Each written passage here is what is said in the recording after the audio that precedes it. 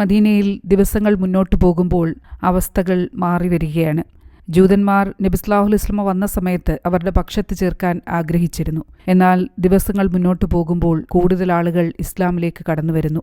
അവരുടെ കൂട്ടത്തിലുള്ള പണ്ഡിതനും പുരോഹിതനുമൊക്കെയായ അബ്ദുല്ലാഹ് ഇബ്നു സലാം റളിയല്ലാഹു അൻഹു ഇസ്ലാമിലേക്ക് പോയത് അവരെ സംബന്ധിച്ചിടത്തോളം തീരെ ഉൾക്കൊള്ളാൻ കഴിയുമായിരുന്നില്ല.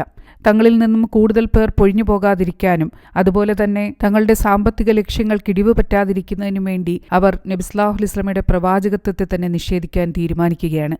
അതിനായി ഔസിലും ഖസ്റജിലും പെട്ട ബിംബാരാധകരും അതുപോലെ തന്നെ സമ്പത്തിൽ കണ്ണുവെച്ചുകൊണ്ട് സമൂഹത്തെ തൃപ്തിപ്പെടുത്താനുമൊക്കെ വേണ്ടി ഇസ്ലാമിലേക്ക് കടന്നുവന്ന കപടവിശ്വാസികളെയും അവർ കൂട്ടുപിടിക്കുകയാണ്.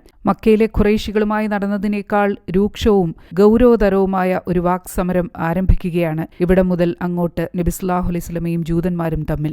ജൂതന്മാരിൽപ്പെട്ട ചില പണ്ഡിതന്മാർ, പുരോഹിതന്മാർ ഇസ്ലാമിൽ വിശ്വാസം നടിച്ചുകൊണ്ട് സമൂഹത്തിൽ കടന്നുകയറുകയുണ്ടായി. ജൂതനായ ഇബ്നു ഖൈസ് എന്ന് പറയുന്ന ഒരു വ്യക്തി ഔസ് ഖസ്റജ് ഗോത്രക്കാർ ഒരുമിച്ചിരിക്കുന്ന ഒരു സദസ്സിലേക്ക് കടന്നു വരികയാണ്. എന്നിട്ട് അവരോട് പണ്ട് നടന്ന കാര്യങ്ങളെക്കുറിച്ചൊക്കെ ഓർമ്മപ്പെടുത്തുകയാണ്. ബുഗാസ് യുദ്ധത്തെക്കുറിച്ചും ആ യുദ്ധത്തിൽ ഖസ്റജ് ഗോത്രക്കാർ പരാജയം ഏറ്റുവാങ്ങിയതിനെക്കുറിച്ചുമൊക്കെ അയാൾ പറയാൻ ആരംഭിച്ചു. ഇത് കേട്ടതോടെ ജനങ്ങൾ പഴയ നാളുകളെക്കുറിച്ചൊക്കെ ഓർത്തു. എന്നിട്ട് അവർ പരസ്പരം തർക്കവും വീമ്പ് പറച്ചിലുമൊക്കെ ആരംഭിച്ചു. നിങ്ങൾ തയ്യാറാണെങ്കിൽ അതുപോലൊരു ഏറ്റുമുട്ടലിന് ഞങ്ങളും തയ്യാറാണ്, ഇരു ഗോത്രങ്ങളും വിളിച്ചു പറയാൻ ആരംഭിച്ചു.